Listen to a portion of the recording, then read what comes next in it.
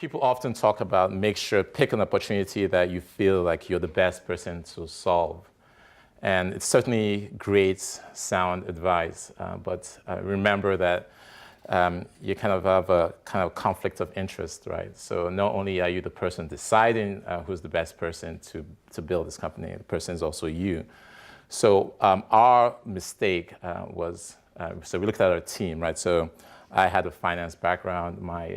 My co-founder had operations background. My brother was a securities lawyer. And on paper, it made sense that we would be almost like the perfect team to go solve this problem in Africa. But in reality, what we found was that we didn't really understand the nature of the problem. And while it made sense on paper that foreign financial assets should be, you can create a great platform to trade in financial assets, we didn't understand the kinds of agency issues we found, particularly in Nigeria. So what we found is that while it made sense to auction your foreign reserve efficiently and transparently as a kind of a general market principle, the members, the CFOs, the treasurers of these organizations had their own sort of side deals with the buyers and sellers of these securities. So we certainly didn't create the kind of liquidity and the adoption we expected.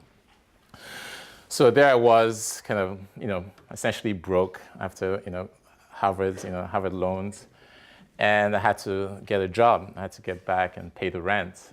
So I knew I didn't want to do investment banking again. I wanted something more intellectually engaging. So I decided, well, let me go work for a hedge fund.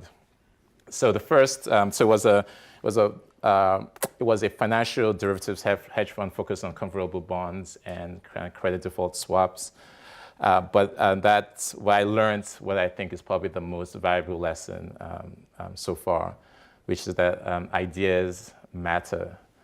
And I think everyone else should take ideas very seriously.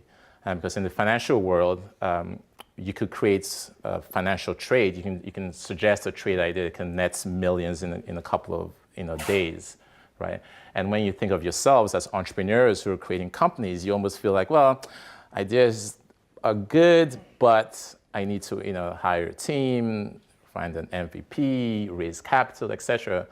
I would like to argue that those are literally inefficiencies. There aren't virtues in and of themselves, and that the true source of human capital and potential is in the ideas you come up with.